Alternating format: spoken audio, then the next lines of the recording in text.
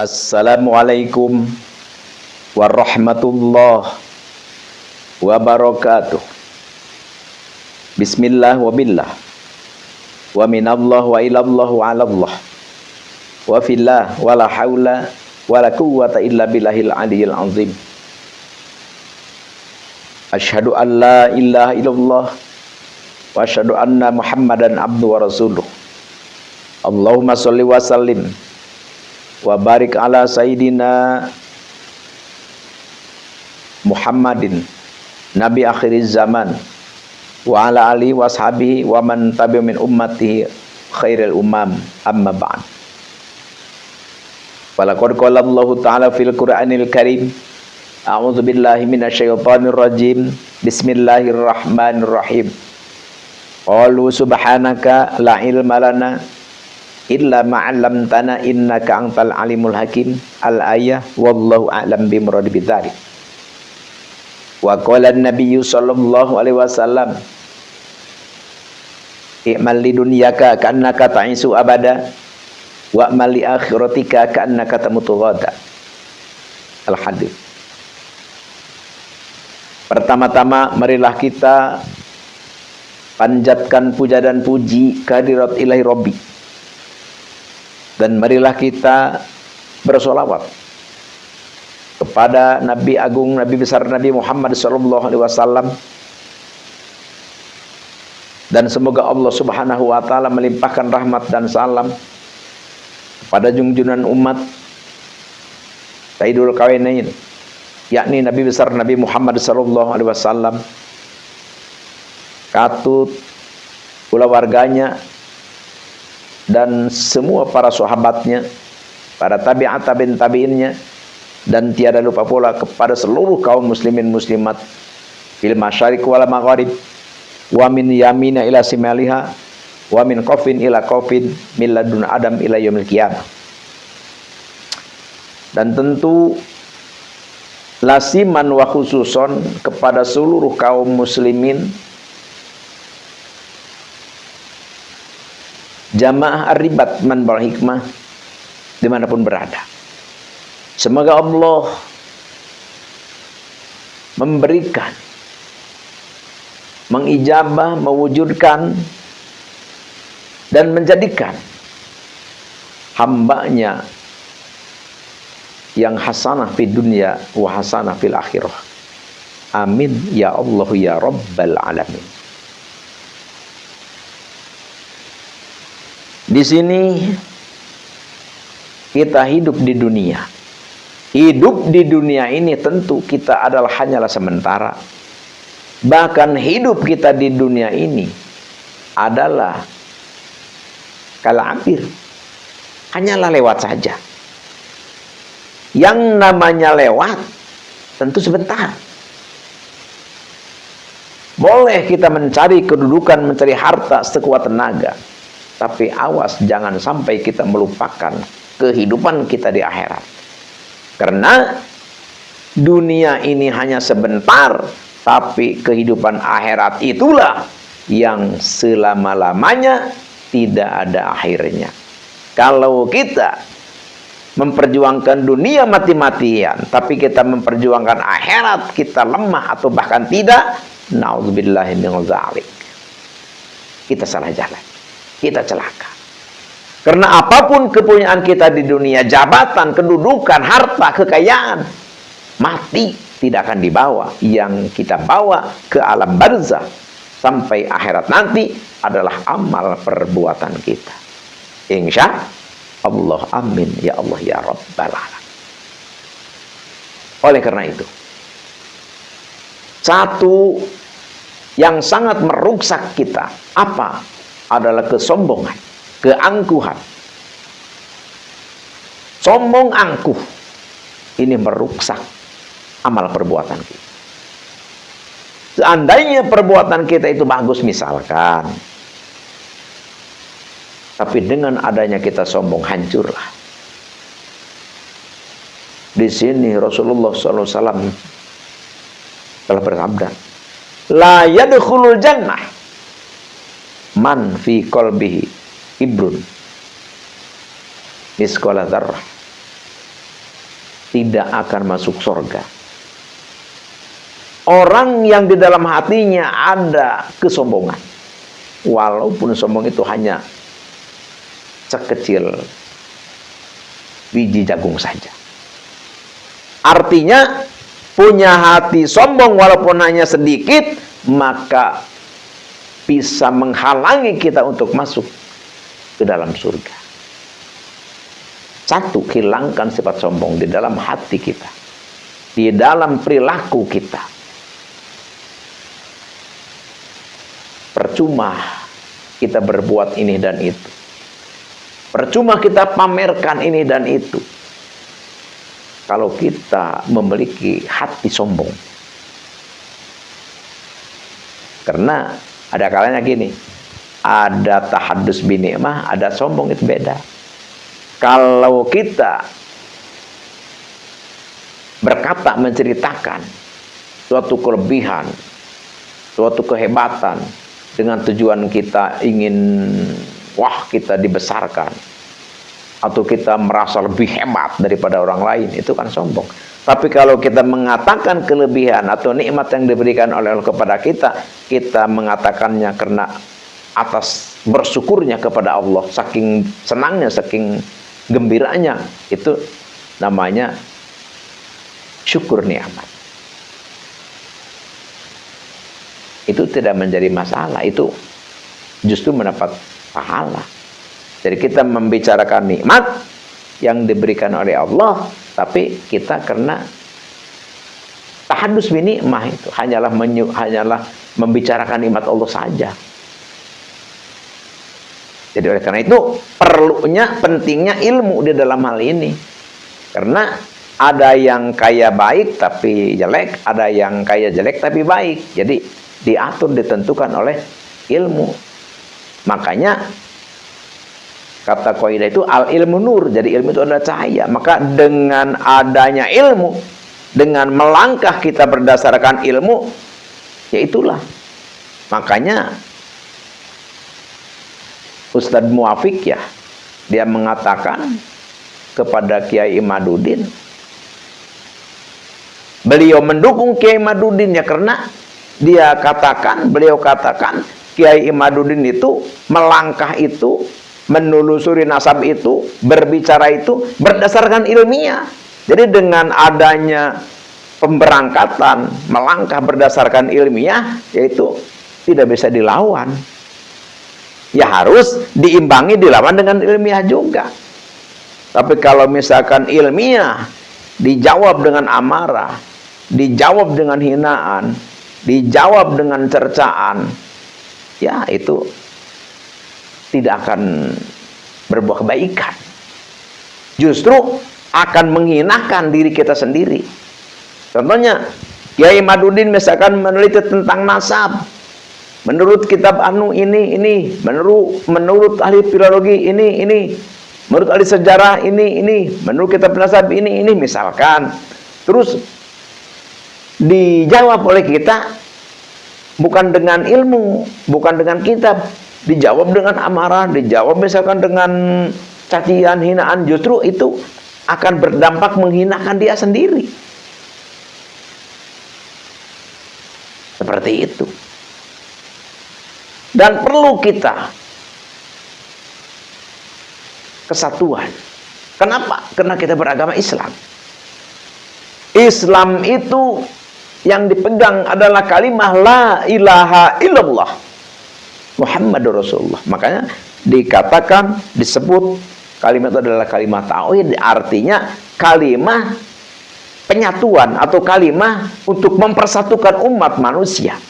Oleh karena itu kita sama-sama berpegang kepada kalimah la ilaha illallah, yaitu adalah kebersatuan kita.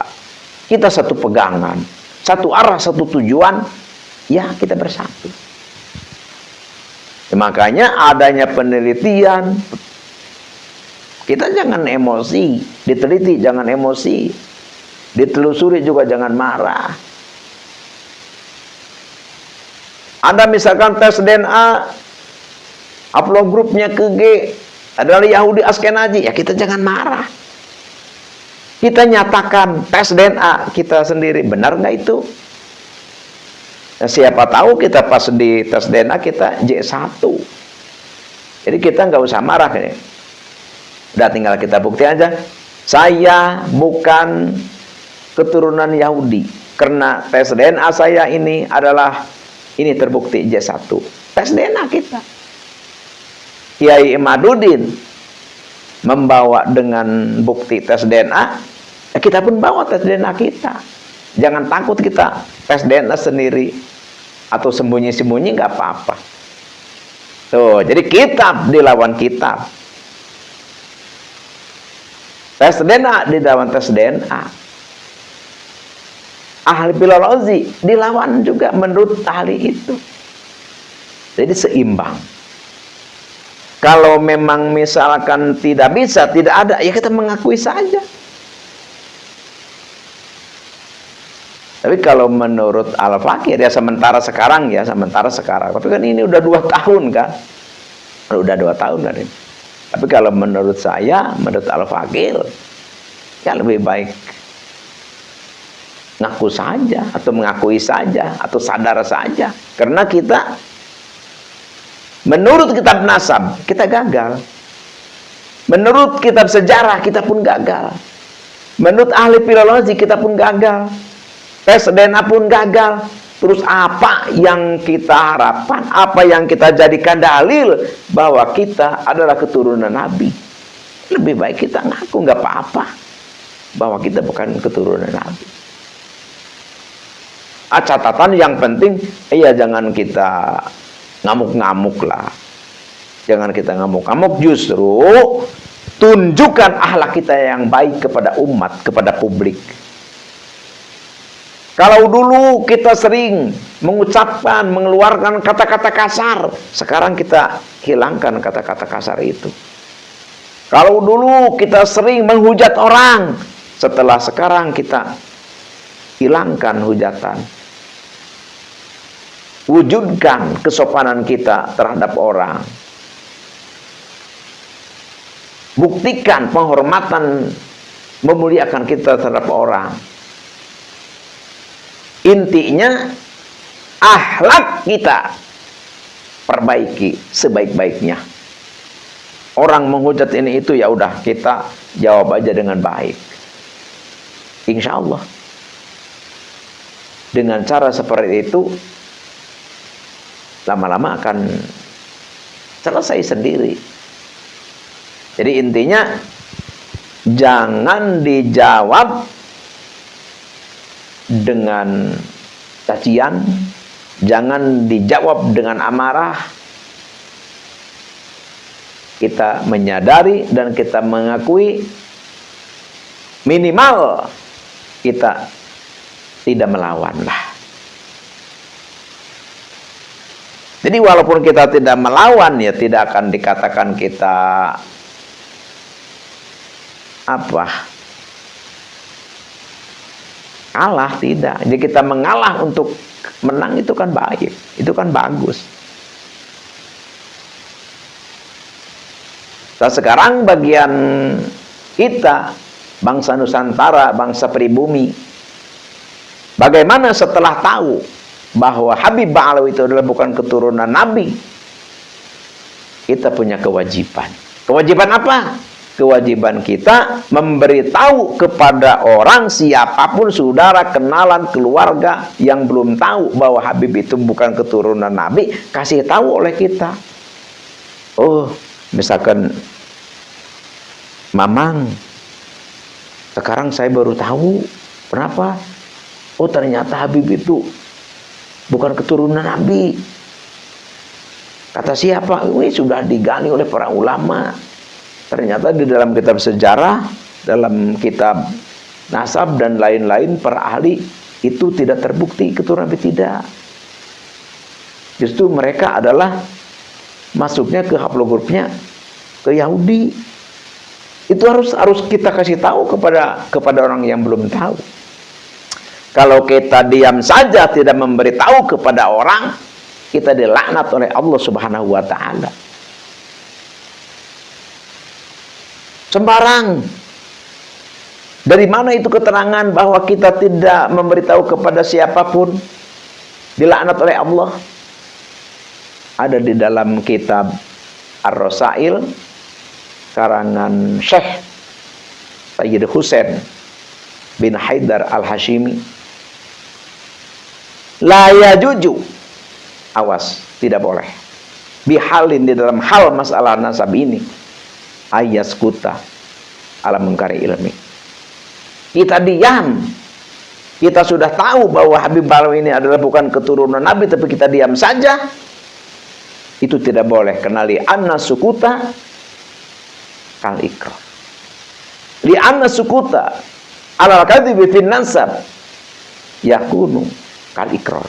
Jadi diamnya kita, tidak memberitahu kepada orang lain, itu adalah sama kita mengakuinya, walaupun kita tidak mengakui. Karena kita tidak menyebarkan kepada orang lain, kita disamakan dengan mengakui. Kalau kita mengakui dengan nyata bahwa itu adalah bukan, tapi kita mengakui, walaupun kita mengakui tapi kita diam tidak menyebarkan kepada orang, itu sama dengan mengakui, maka watalhaqu laknatullah wa rasuluh, maka kita dilaknat oleh Allah dan Rasulnya. Hadza in sakata. Sekali lagi, ini kalau kita diam. Kenapa kita harus sebegitunya? Karena ada keterangan di dalam kitab As-Sawa'iqul Muhriqah. Di situ Ibnu Hajar Al-Haytami berkata, yang bagi likulli ahadin ayyakuna lahu ghairatun,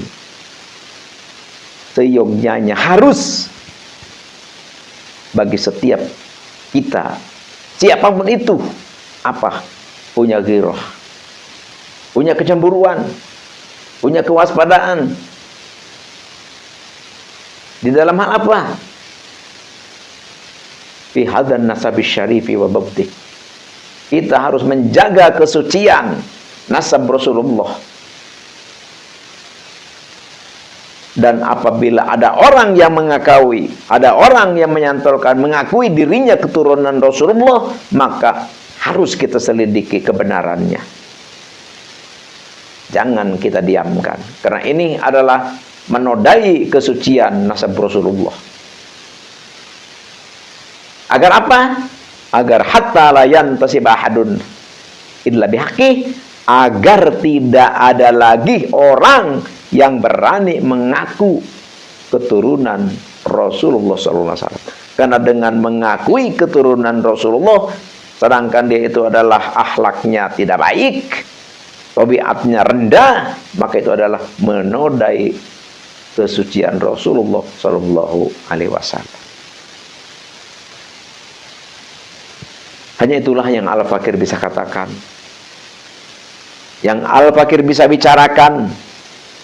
Harapan Al-Fakir tiada lain tiada bukan adalah, wahai saudara-saudara Al-Fakir yang sudah kadung terbawa, terdoktrin oleh para Habib Pelan Ba'lawi, sadarlah, sadarlah, sadarlah. Mereka adalah bukan cucu Nabi, mereka adalah bukan dzurriyyah Rasul, mereka adalah keturunan Ubed. Oleh karena itu, jangan punya keyakinan bahwa mereka itu adalah keturunan Rasul. Kalau kita meyakini keturunan Rasulullah, maka kita dilaknat oleh Allah Subhanahu wa Ta'ala dan Rasulnya. Dan ayo saudara-saudara, sebangsa, setanah air, tentu seagama, bahkan pasti NU, ayo sadarlah. Ayo sadarlah, bertobatlah.